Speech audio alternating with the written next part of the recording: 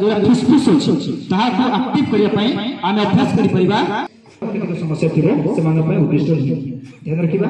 जो मानसरे शारीरिक समस्या दिवस रे प्रोटोकॉल रे प्राणायाम रखा अछि भस्त्रिका पई सीधा बसिबा। आज चांदवाली एनएससी तरफ आंतर्जातिक जोग दिवस पालन कराइथिला। सहरांचल विभिन्न वर्गर उत्साहित लोक मैंने आसिक योगदान करते बहु लोक योगदान करते सहित प्रशिक्षण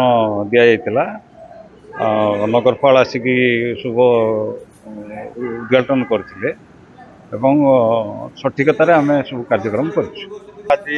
जो आंतर्जातिक योग दिवस 21 जून को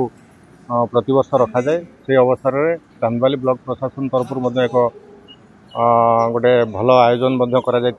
आमर पाखापाखि 100 ରୁ 150 पार्टिसिपेंट अंशग्रहण करते समस्त को लेकिन आम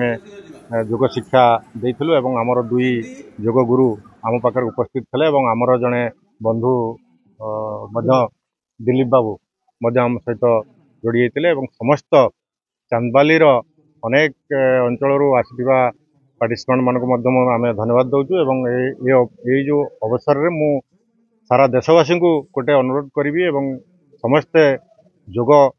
एवं व्यायाम करी निजे सुस्थ रुहतु और अन्य को सुस्थ रखापी प्रोत्साहन दिंतु।